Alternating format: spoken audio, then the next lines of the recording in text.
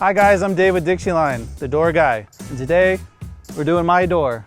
So throughout this video, we're gonna give you a couple do's, couple don'ts, hopefully help you along in your project. Hopefully give you some good insight, some good knowledge, some good tips, and hopefully show you a finished product. This stucco, when we took out the old door, it left a little bit of stucco proud of the opening.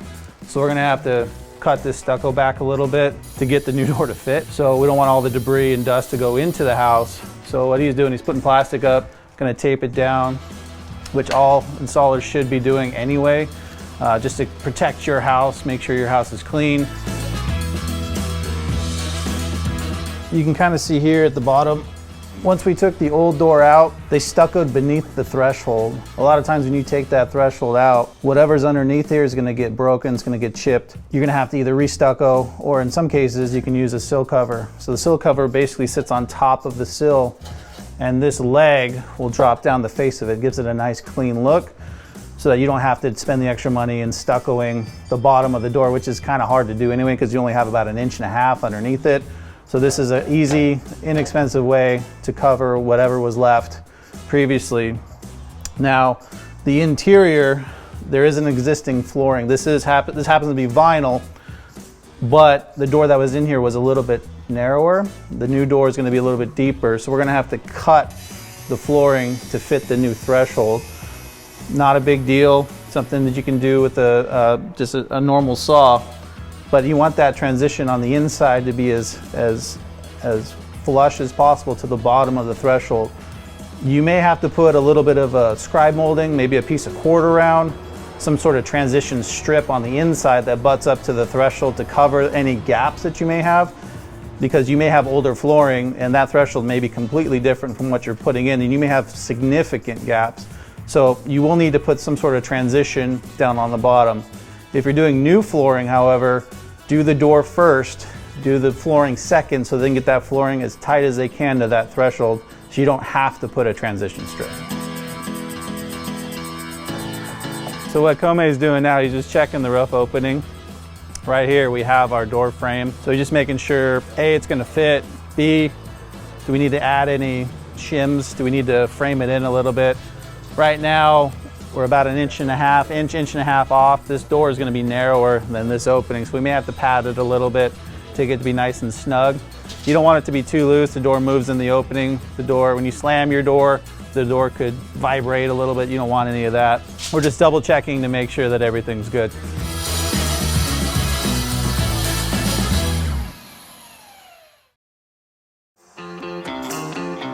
All right, so when we took the door out, we had to cut some of the house wrap. A lot of times in certain cases, we need to remove some stucco back 9 to 12 inches. We re-waterproof the opening. In this case, we're gonna try to fit some house wrap or some Protecto wrap, some Moist Op, some flashing paper behind this black paper, just to give it a new seal. The right way to do it is to chip it out all the way, re-waterproof it, stucco patch over the top of it. But in this case, we have about an 8-foot overhang. This door opening is not going to get wet, so we feel comfortable with not having to remove the stucco. So in certain cases, if you don't have this overhang, this is something you need to do. You need to remove it, waterproof it, stucco patch. If you have a fully covered opening, like fully covered, and it's not going to get wet, I don't find it's necessary, but you may want to figure out a way to waterproof it just in case you're, watering off your porch and water gets in or gets up to the door. You just want to be safe either way, but there's ways to do it without chipping out all of the stucco. Got the door out. What we did was we used some self-adhered flashing, some SAF, to line the studs, and we also wrapped it inside behind the house wrap just to give it a little bit of added protection, added waterproofing. And then we also added it to the sill. So if water gets in here, it's got a dam. So basically it's not gonna hit the stud, it's not gonna hit the post, it's not gonna rot, not gonna have any long-term issues.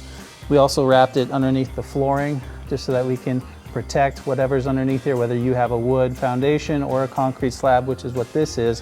It just helps the electrolysis between the concrete slab and the aluminum threshold.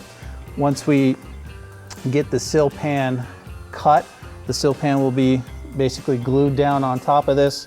You have a nice lip that goes over the face of this. We did black or bronze, so you won't see any of this flashing. All of this is gonna get covered by the jamb. It's gonna get covered by the trim. Eventually what we're gonna do as well, we're gonna use a backer rod material, which is almost like a flexible, pliable material that we're gonna fill this with, and then we're gonna do a caulk line on the outside to give it an extra seal.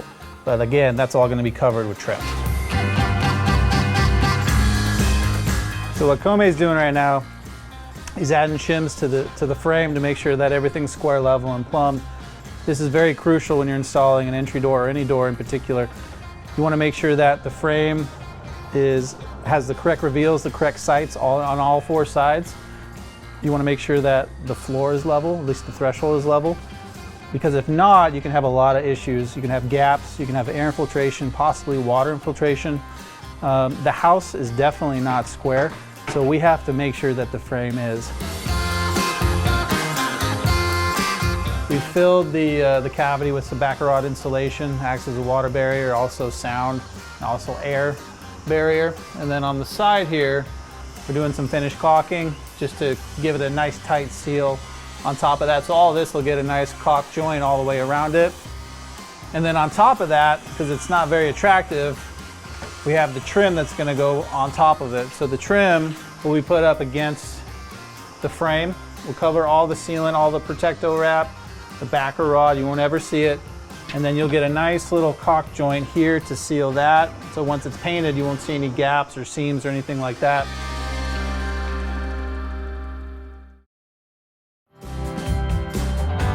So as we talked about earlier, we're doing a Dutch door.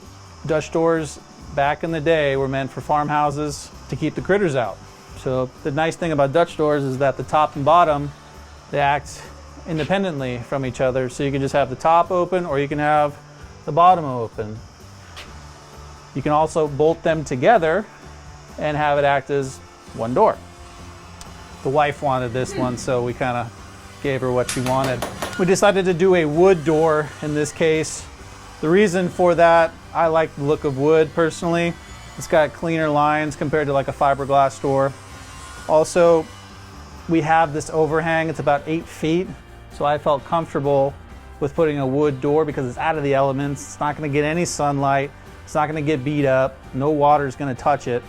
So in that case, I felt wood was a good option. Now, if you don't have an overhang, if you have a direct exposure, if you're gonna get wet, I probably wouldn't do a wood door in that case, just because you're gonna be maintaining it, you're gonna be constantly painting it, you can get some warpage of the door itself, and down the road you could get some water damage, some rot, etc. So you really have to know the condition that your house has as far as facing east, facing west, north, south.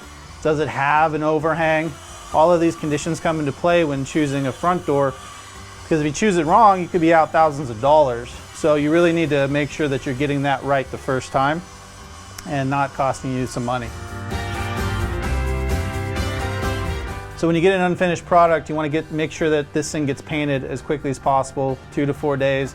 A lot of the warranties will dictate how long they have to have it unfinished before the warranty expires. So if you have this like a week or 2 weeks sitting there and then you paint it and then the door warps because you didn't paint it right away, it's not going to be under warranty. So you really need to check the manufacturer's requirements on painting the door, getting it done as soon as possible, because you don't want the unfinished wood to be exposed to the elements for very long.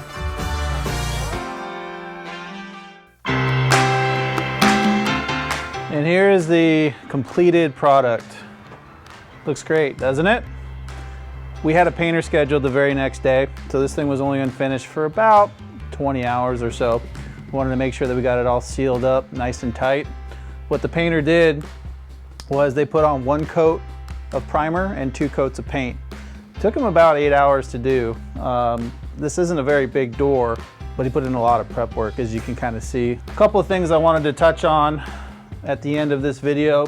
Just come to the finished stuff, the hardware, the prep for the hardware, that type of thing. So if we get closer to the door, you can see that we put the deadbolt on. You can see we put the handle on.